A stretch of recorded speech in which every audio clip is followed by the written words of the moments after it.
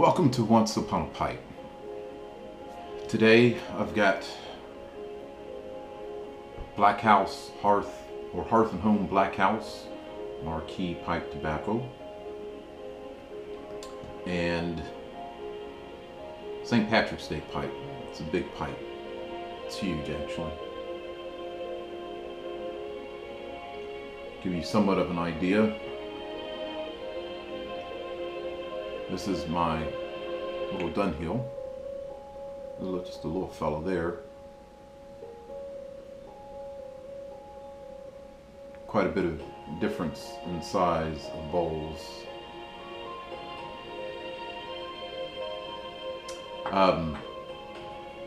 Tell you, it's been an emotionally charged week for me, and I'll tell you why.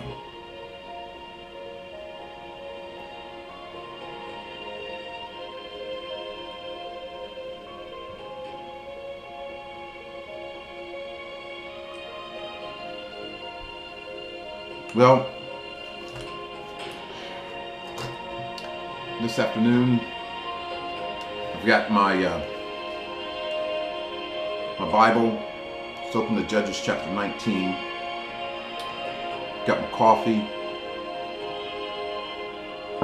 my Hearth and Home Black House, and this big pipe.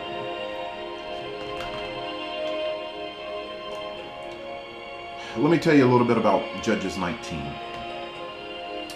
I'm going to pick up here in verse 22. This is about the sodomy of Gibeah and the Benjamites. This is about a man and his concubine who find their way to this town called Gibeah, where there were dwelling the Benjamites.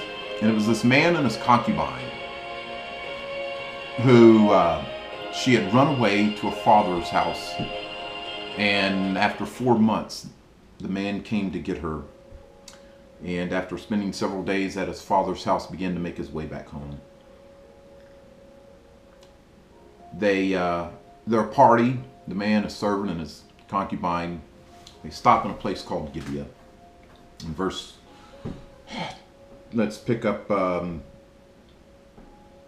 in verse 16. The man and his concubine were staying in the streets because nobody had invited him in. So he's staying out in the streets. And verse 16 says this: "And behold, there came an old man from his work out of the field at even, which was also in Mount Ephraim, and he sojourned in Gibeah, but the men of the place were Benjamites. And when he had lifted up his eyes, he saw a wayfaring man in the street of the city. And the old man said, Whither goest thou, and whence comest thou?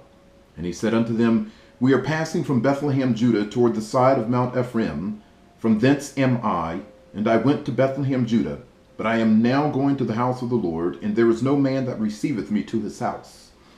Yet there is both straw and provender for our asses, and there is bread and wine also for me, and for thy handmaid, and for the young man which is with thy servants. There is no want of anything. And the old man said, Peace be with thee. Howsoever, let all thy wants lie upon me, only lodge not in the street. So he brought him into his house, and gave provender unto the asses, and they washed their feet, and did eat and drink." Verse 22. "Now as they were making their hearts merry, behold, the men of the city, certain sons of Belial, beset the house round about, and beat at the door, and spake to the master of the house, the old man, saying, Bring forth the man that came into thine house, that we may know him. And the man, the master of the house, went out unto them, and said unto them, Nay, my brethren, nay, I pray you, do not so wickedly, seeing that this man is come into mine house. Do not this folly. Behold, here is my daughter, a maiden, and his concubine, them I will bring out now, and humble ye them, and do with them what seemeth good unto you. But unto this man do not so vile a thing. But the men would not hearken to him. So the man took his concubine, and brought her forth unto them, and they knew her, and abused her all the night until the morning. And when the day began to spring, they let her go. Then came the woman in the dawning of the day, and fell down at the door of the man's house where her lord was till it was light. And her lord rose up in the morning and opened the doors of the house and went out to go his way. And behold, the woman his concubine was fallen down at the door of the house, and her hands were upon the threshold. And he said unto her, Up, let us be going. But none answered. Then the man took her up upon an ass, and the man rose up and gat him unto this place. What is taking down there?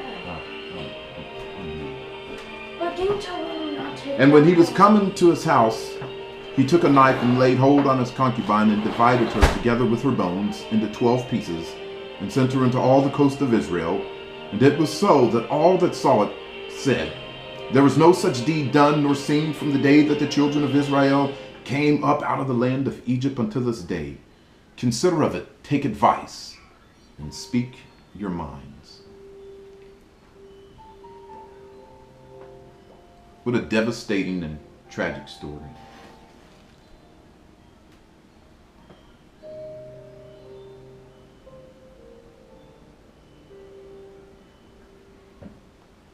Somehow, we are not so far removed from the story. This weighed heavy upon my heart this week, especially as we read through the Bible and I read with my children. And to try to explain this story to them, I really need to process this for a few days. In the process of doing so, I came across an article the other day about the incident that happened in Rockville High School in Maryland.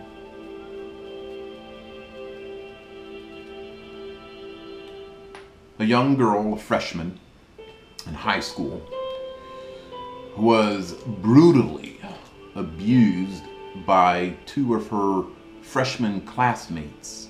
She was 14, her classmates, one of them 17, the other 18. They were immigrants. The 18-year-old was wanted by ICE and was here illegally. The 17-year-old, we don't know his status, immigration status. I read the police report. They took that girl into the boys' bathroom around 9-ish in the morning, forced her into a stall, locked the door,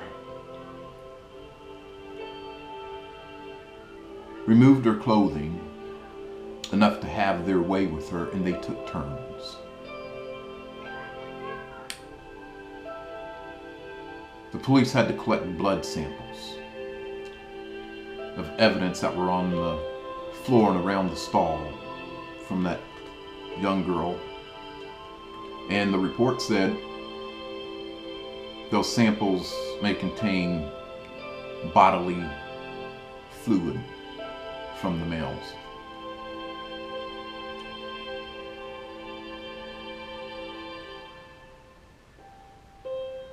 How do you process that?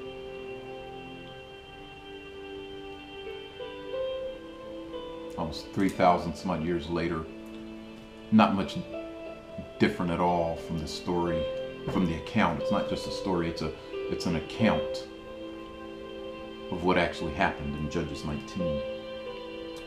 Take that and it gets even worse. You think it can't get worse, it does. I was sharing that story with a friend of mine in Chicago. He sent me an article about a young lady who was 14-ish, brutally gang raped by young men. And they streamed it live on Facebook. And according to the police of Chicago, 40 people at least watched it live. None of them contacted the police. Not a one.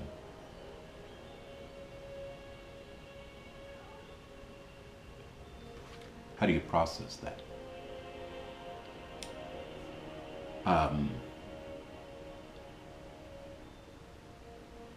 That stuff weighed just incredibly heavy on my heart. I mean, it devastated me, guys.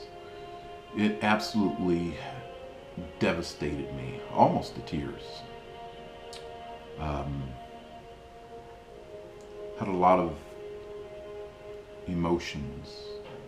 Was very sad, very angry, and I began to go through those scenes of what. Daddy, look, I made clay. Yeah. That you can actually form stuff with. Okay,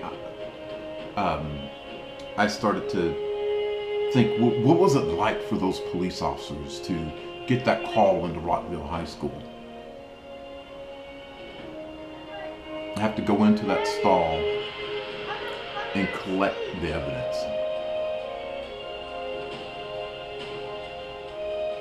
And they probably had to do a rape kit on the 14-year-old student. That was somebody's daughter. What about those parents that had to put their arms around that girl and hold her?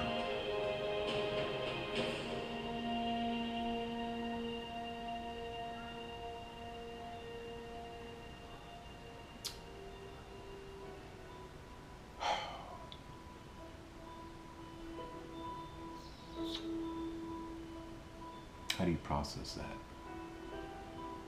By the way, Chicago. When I was reading the end of what the police said, not only was it streamed on Facebook, but I get to the end and it says all of the suspects were minors.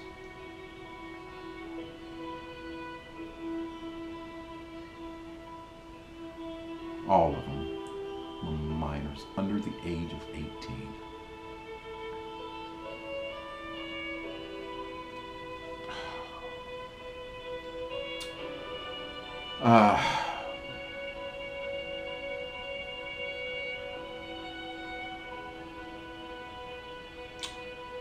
We really need help in this country.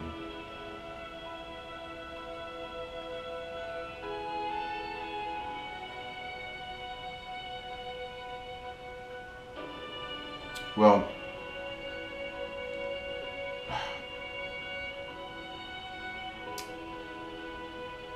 that was the lowest point in my week.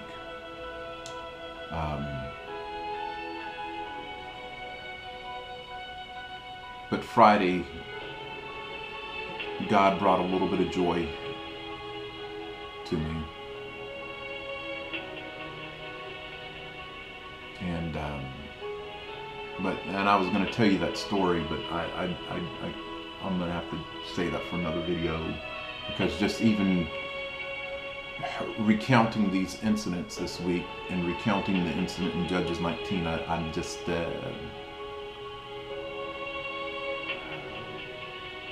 I can't share what happened to me Friday. So I'll have to say that for another time.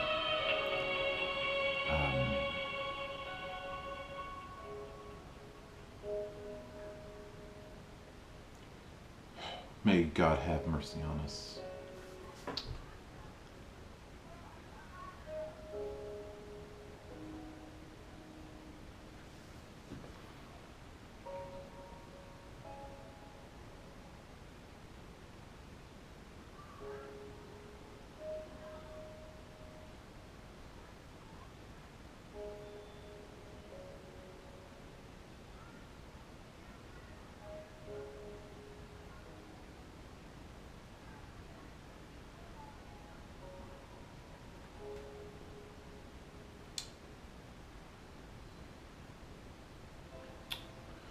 That's all I've got for now, guys.